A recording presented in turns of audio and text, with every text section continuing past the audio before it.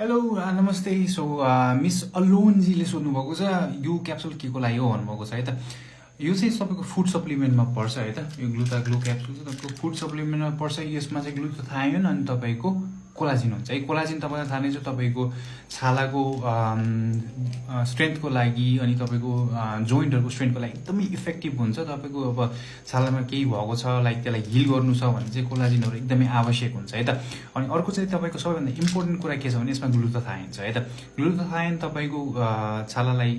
वाइटन गर्न हेल्प गर्छ अनि ग्लो पनि दिन्छ एट द सेम टाइम तपाईँको बडीलाई डिटोक्सिफाई पनि गर्छ है अहिलेको कस्तो छ भने लाइक हामीले धेरै जस्तो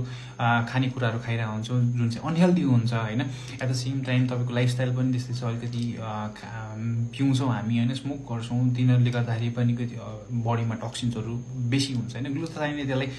डिटोक्सिफाई पनि हेल्प गर्ने हेल्प पर्छ है त ग्लुटाथायोन अहिले मात्र होइन मार्केटमा धेरै पहिलादेखि नै थियो होइन and it has been effective एकदमै इफेक्टिभ छ अनि स्पेसली यो ग्लुटाग्लोको क्याप्सुल चाहिँ फिलिपिन्समै तपाईँले हेर्नुभयो भने चाहिँ मोस्ट अफ द कमर्स साइटमा मोर देन 1 लाख 2 लाख महिनामा बिकि नै रहेको हुन्छ होइन इट्स भेरी पपुलर फिलिपिन्समा अनि पछि अफोर्डेबल पनि भएको कारणले गर्दाखेरि धेरै जस्तो मान्छेहरूलाई एकदमै राम्रो लाग्छ यो प्रडक्ट है त do give it a try है त मैले पनि ट्राई गरिरहेको छु लास्ट टाइम पनि खाइसकेँ होइन अब पनि खाइरहेको छु है त किनकि ग्लुटाथायोन मैले पहिला पनि खान्थेँ होइन एन्ड इट्स भेरी गुड है त